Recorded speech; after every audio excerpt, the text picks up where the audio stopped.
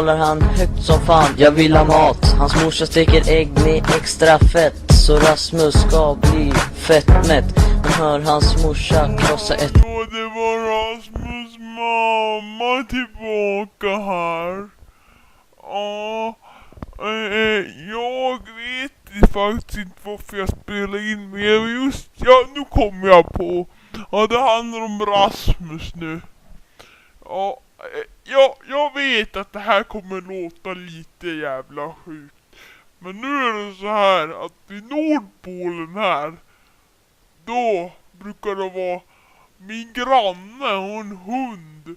Och Rasmus, jag såg när han kom hit att han fick stånd när han kollade på hunden. Och sen på kvällen, då hörde jag ut i dörren att Rasmus gick ut.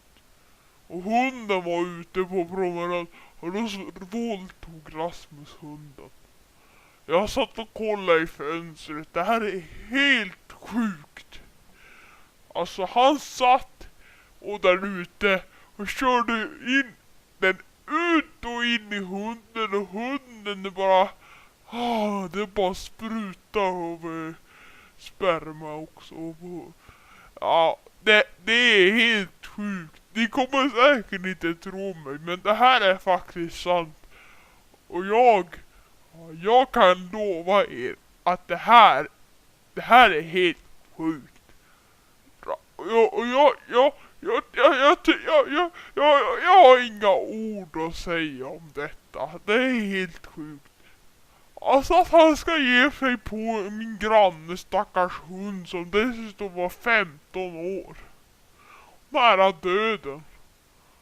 Ja, jag vet inte Rasmus, men lilla pojken och min lilla gubbe, jag kommer ihåg när du var lite barn.